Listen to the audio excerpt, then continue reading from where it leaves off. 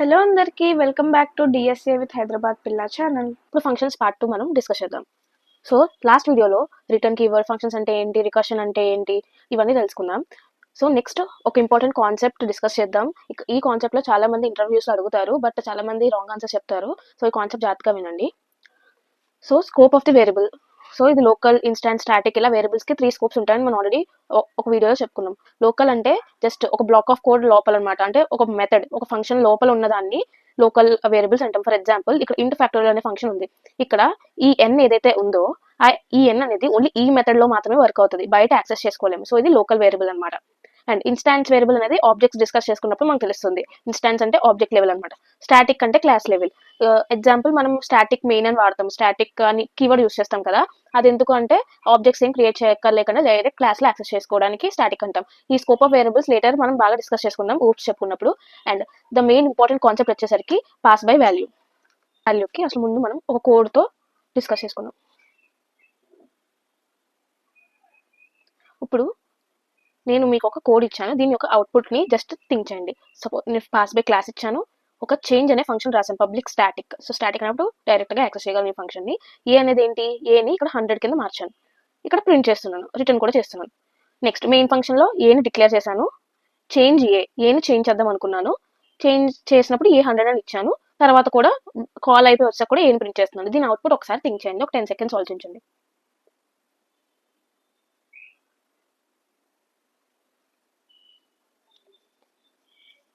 ఒకవేళ మీ అవుట్పుట్ కనుక 100 అనుకుంటే అది తప్పు, 100 అయితే కాదు. రన్ చేసి చూద్దాం. సో ఇక్కడ మీరు చూసినట్లయితే ఇన్సైడ్ చేంజ్ ఫంక్షన్లో నాకు ఏ 100 వచ్చింది, బట్ నేను మళ్ళీ ప్రింట్ చేస్తే 10 వచ్చింది. ఎందుకు? ఇక్కడ మెకానిజం ఏం జరుగుతుందో చూద్దాం. ఫస్ట్ మనం మెయిన్లో ఏని 10 అని ఇనిషియలైజ్ చేసాం, తర్వాత చేంజ్ ఆఫ్ ఏని కాల్ చేసాం. కాల్ చేసిన తర్వాత ఇక్కడ ఇంట్ ఏ అని ఒక వేరియబుల్ డెఫినేషన్, ఈ మెథడ్కి ఒక వేరియబుల్ పారామీటర్ ఉంది. సో ఇది ఏం చేస్తుంది అంటే ఈ ఏ అండ్ ఈ ఏ అనేది సేమ్ కాదు, ఇది వేరే వేరియబుల్ క్రియేట్ చేస్తుంది. అంటే జావా అనేది పారామీటర్స్ని కాపీ చేస్తుంది, సెపరేట్ వేరియబుల్స్ ఆ వాల్యూస్ని తీసుకెళ్ళి వేరే వేరియబుల్స్లో, ఈ పారామీటర్ వేరియబుల్స్లో కాపీ చేస్తుంది. సో ఇక్కడున్న ఏ సేమ్ కాదు, it creates a copy create చేసిన తర్వాత ఈ ఏ అనేది లోకల్ వేరియబుల్ అయిపోతుంది. అంటే ఇక్కడ ఏం చేంజ్ చేసినా చేసినా ఇక్కడ మాత్రమే జరుగుతుంది.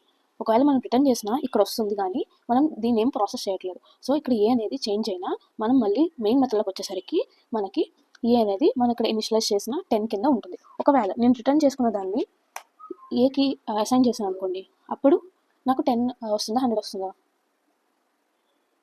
100 వస్తుంది. ఎందుకంటే రిటర్న్ వాల్యూని నేను ఇక్కడ మళ్ళీ స్టోర్ చేస్తున్నా, రీఅసైన్ చేస్తున్నా. ఒకవేళ నేను రిటర్న్ చేయకుండా నార్మల్గా వాయిడ్ పెట్టాయి జస్ట్ కాల్ చేశాను అనుకోండి, ఇక్కడ నేను రిటర్న్ చేయట్లేదు, బట్ నాన్ ప్రింట్ చేస్తున్నా. ఓన్లీ ఈ ఏ అనేది ఓన్లీ లోకల్ వేరియబుల్ కింద జరుగుతుంది. అంటే ఫంక్షన్స్ అనేవి, మెథడ్స్ అనేవి జావాలో పాస్ బై వాల్యూ. అంటే వాల్యూని మనం పాస్ చేస్తే అది కాపీ క్రియేట్ చేస్తుందే కానీ సేమ్ వేరియబుల్కి పాయింట్ చేయదు. ఫర్ ఎగ్జాంపుల్ దీనికి ఒక స్టాక్ మెమరీ డ్రా చేద్దాం. సో ఫస్ట్ మనం మెయిన్ ఫ్రేమ్లో స్టాక్ తీసుకుంటే ఏ అనే వేరియబుల్ డిక్లేర్ చేసాం, బి అనే వేరియబుల్ డిక్లేర్ చేసాం. సో ఏ బి అనేవి ఒక కంటైనర్స్, ఈ ఐడెంటిఫైర్స్, వీటికి మెమరీలో ఒక అడ్రస్ ఉంటుంది. నెక్స్ట్ చేంజ్ ఫ్రేమ్లో కాల్ చేసినప్పుడు ఇక్కడ ఏ అనేది కొత్త వేరియబుల్, సేమ్ నేమ్తో ఉన్న కొత్త వేరియబుల్ క్రియేట్ అవుతుంది, కాపీ ఆఫ్ ఏ. సో కొత్త వేరియబుల్ క్రియేట్ అవుతుంది, బట్ అసైన్ ఏమవుతుంది, మనం ఏ అయితే ఏను పంపించామో చేంజ్లోకి ఆ వాల్యూ కాపీ అయ్యి కొత్త వేరియబుల్లోకి అసైన్ అవుతుంది. సో రిటర్న్ చేసినప్పుడు స్టాక్ అనేది ఇక్కడ నుంచి నార్మల్గా ఇక్కడికి వచ్చేస్తుంది. సో ఆ ఫంక్షన్లో ఆ మెథడ్లో ఏం జరిగినా సరే మనకి ఆ మెథడ్ వరకే జరుగుతుంది. అండ్ సపోజ్ నేను ఇక్కడ ఏ కన్ఫ్యూజింగ్ వస్తుంది అనుకుంటే నేను ఎక్స్ అని పంపిస్తాను, ఇంత ఎక్స్ అని పంపిస్తాను. ఇక్కడ ఎక్స్ కదా ఇవ్వాలి. సో ఎక్స్ అని చేంజ్ చేసిన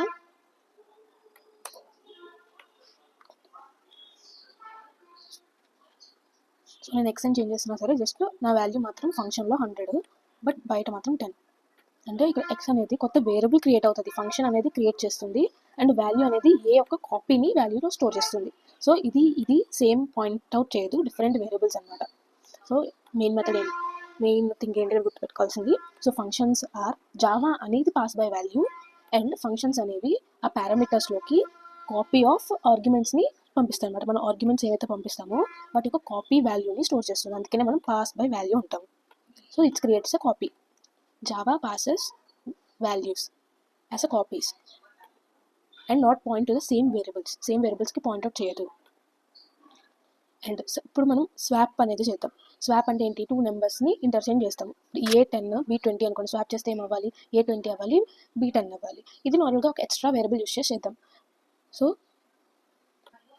ఇక్కడ నేను స్వాప్ అనే ఫంక్షన్ రాశాను. Public static void swap. ఇక్కడ నేను పారామీటర్స్ ఏంటి? ఇంట్ A, B. సో మనం అర్థం చేసుకోవడానికి X, Y అనే తీసుకున్నాం. ఇంట్ X, ఇంట్ Y, ఈ 2 పారామీటర్స్. నెక్స్ట్ నేను లాజిక్ని X అండ్ Yలోనే మారుస్తాను, కన్ఫ్యూజన్ రాకుండా ఉంటుంది.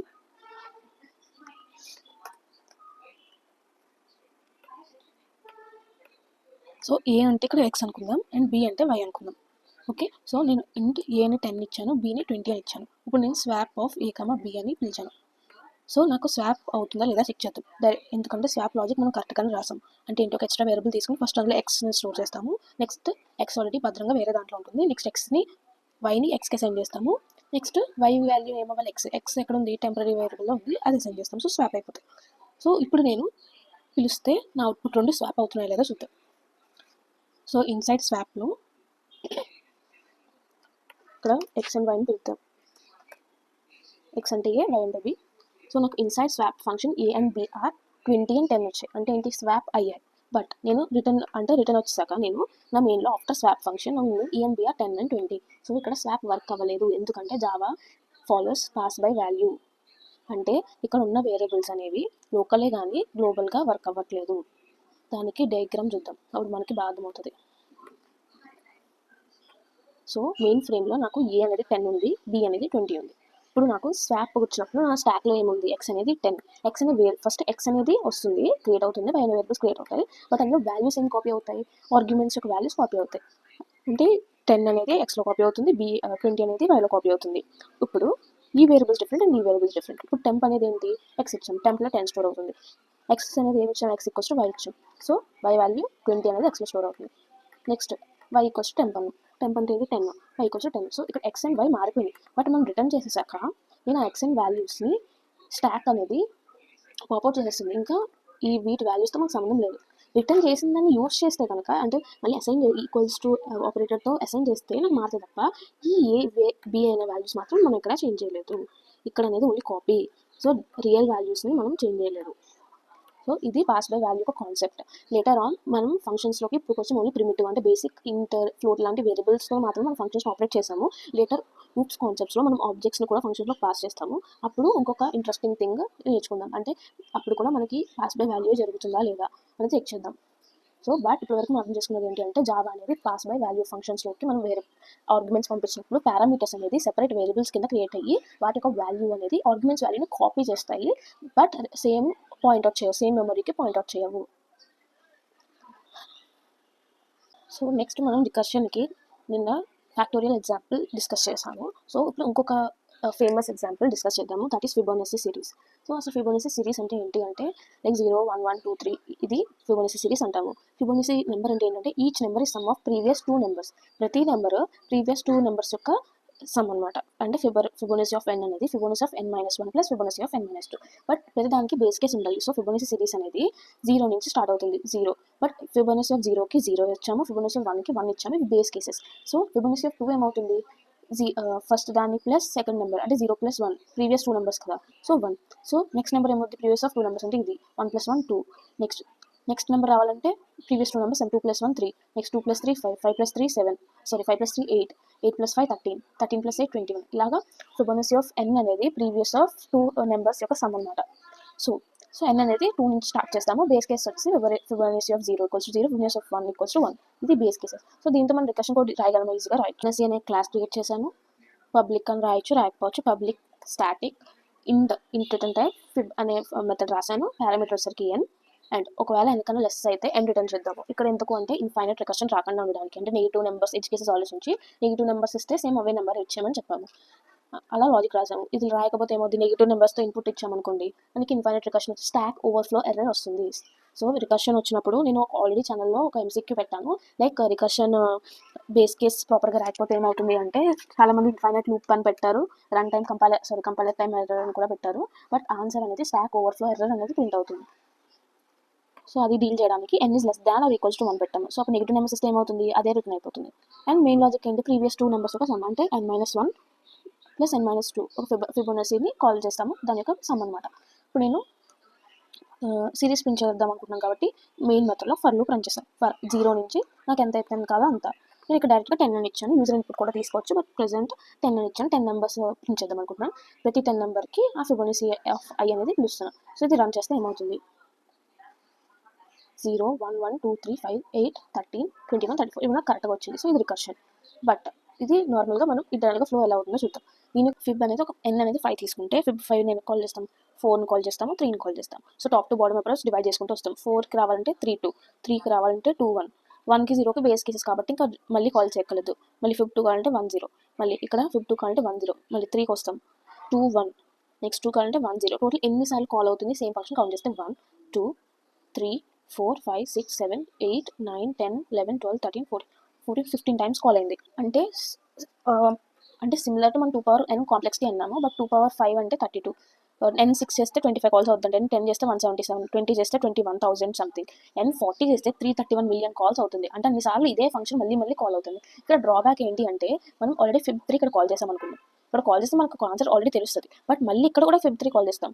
సో ఫిబొనాసీ రికర్షన్ అనేది బ్యాడ్, ఎందుకంటే సేమ్ ఫంక్షన్ మళ్ళీ మళ్ళీ కాల్ చేస్తున్నాం, సేమ్ ఇన్పుట్తో ఫంక్షన్ కాల్ చేయడం ఓకే, బట్ సేమ్ ఇన్పుట్తో సేమ్ ఆన్సర్ మళ్ళీ మళ్ళీ కంప్లీట్ చేస్తున్నాం.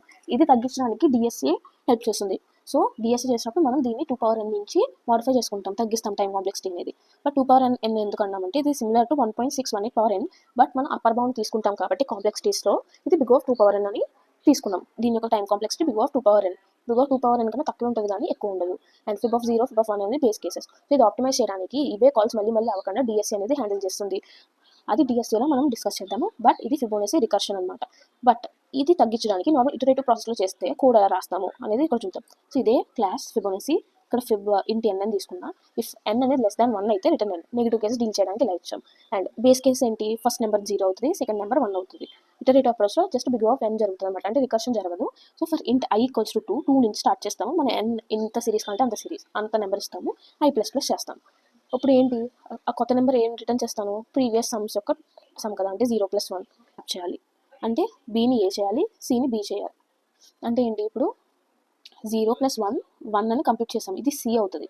బట్ నెక్స్ట్ నెంబర్ కావాలంటే ఏం చేయాలి, దీన్ని ముందుకు పంపాలి, దీన్ని ముందుకు పంపాలి, మన పాయింటర్స్ని అంటే ప్రీవియస్ ఏ కామా బిని ముందుకు పంపాలి, ఈ 2 ఏ కామా బి అవ్వాలి. నెక్స్ట్ ఇది కంప్లీట్ చేస్తున్నప్పుడు ఏ కామా బి ఇలా అవ్వాలి. సో 1 స్టెప్ ఫార్వర్డ్కి ఏం చేస్తున్నాం, మనం ఇక్కడ బిని ఏకి అసైన్ చేస్తున్నాం, సిని బి అసైన్ చేస్తున్నాం. సో ఇలాగ మనం ఎంత అయితే అంతవరకు వస్తుంది ఆ నెంబర్ని మనం రిటర్న్ చేస్తాం. ఇప్పుడు ఫిబొనాసీ ఆఫ్ 6 అంటే ఫస్ట్ 2, 3, 4, 5 అలా వరకు వెళ్ళి 6 నెంబర్ వెళ్తుంది, అంటే 0, 1, 2, 3, 4, 5, 6 అంటే 8 రిటర్న్ అవుతుంది అనమాట. ఇది ఇటరేటివ్ అప్రోచ్. ఇక్కడ జస్ట్ ఓన్లీ 1 టైం ట్రావర్సల్ చేస్తున్నాం ఫర్ లూప్లో. సో ఇది బిగ్ ఆఫ్ n. రికర్సివ్ అయితే ఇలా మల్టిపుల్ టైమ్స్ కాల్ అవ్వడం వల్ల same function big of 2 power n వస్తుంది. సో దీన్ని కోడ్ ఒకసారి చూద్దాం. ఫిబొనాసీ సిరీస్లో కోడ్ ఇది ఆల్రెడీ చూసాం, fib of n-1 n-2, and అది రిటర్న్ చేస్తుంది. ఇప్పుడు ఒకవేళ ఇటరేటివ్ అప్రోచ్ కూడా ఒకసారి రన్ చేద్దాం. ఇది కమెంట్ చేసేస్తా. సో ఇటరేటివ్ అప్రోచ్ కూడా ఇది రన్ చేద్దాం. ఇక్కడ ఏం తీసుకున్నా, ఏని 0 తీసుకున్నా, బీని 1 తీసుకున్నా, ఇది base cases. And iterative i 0 నుంచి రన్ చేస్తున్నా. సో 0 నుంచి రన్ చేసినప్పుడు ఏని బీని ప్రింట్ చేస్తున్నా, a+b చేస్తున్నా. తర్వాత నేను ఏని బీని ముందుకు జరపాలి, దానికి నెక్స్ట్ అనే వేరియబుల్తో నేను ముందు జరుపుతున్నా. ఇది బిగ్ ఆఫ్ n, ఇది big of 2 power n. So ఇది Fibonacci. Fibonacci is nothing but sum of previous 2 numbers. ఇది ఫంక్షన్స్ పార్ట్. నెక్స్ట్ వీడియోలో మనం నెక్స్ట్ కాన్సెప్ట్ని, ఊప్స్ కాన్సెప్ట్స్ని స్టార్ట్ చేద్దాం.